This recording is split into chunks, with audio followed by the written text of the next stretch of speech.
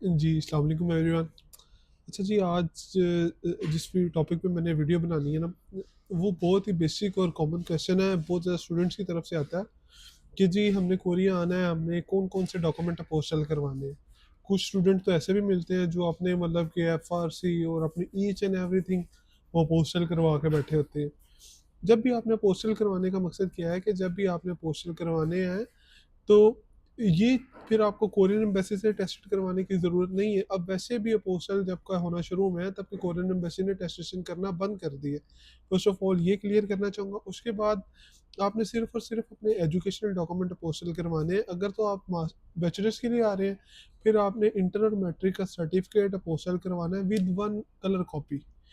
मैंने थोड़े दिन पहले अपने एक स्टूडेंट को कहा था ₹3000 ओरिजिनल के लेते हैं और ₹1500 अपोस्टल कॉपी करने के लेते हैं। काइंडली इस चीज़ को गौर से सुनें कि ₹3000 ओरिजिनल के लेते हैं, ₹1500 कलर कॉपीज़।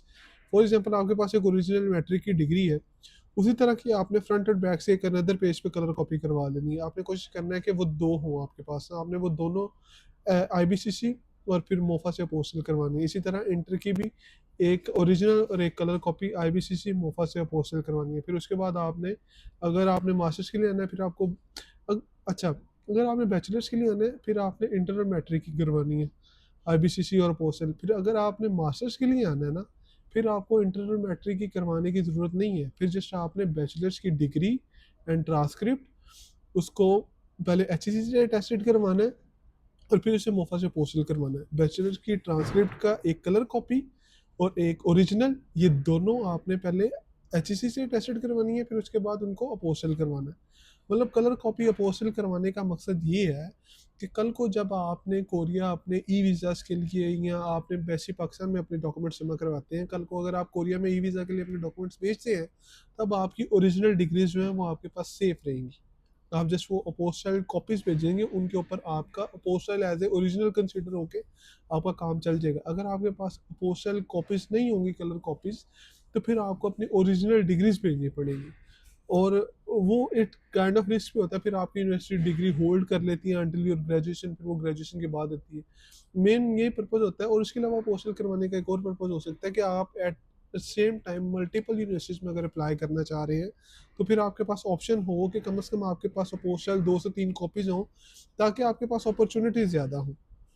तो काइंडली ये बात ध्यान में रखिएगा। मैं एक बार दोबारा रिवाइज़ कर देता हूँ। अगर आपने बैचलर्स के लिए अप्लाई करना है, फिर आपने इंटर और मैट्रिक का सर्टिफिकेट, जिसे हम सनद कहते हैं, ओरिजिनल और एक-एक कलर कॉपीज़, ये 2 चीज़ें आईबीसीसी और क्या कहते हैं मोफा से पोस्टल करवानी है। पर अगर आपने मास्टर्स के लिए अप्लाई करना है, फिर आपको इंटर और मैट्रिक की करवाने की ज़रूरत नहीं है। फिर जस्ट आपने अपनी बैचलर्स की डिग्री और ट्रांसक्रिप्ट, ये 2 चीज़ें और एक-एक कलर कॉपी इनकी, ये एचईसी से और देन मोफा से अपोस्टल करवानी है।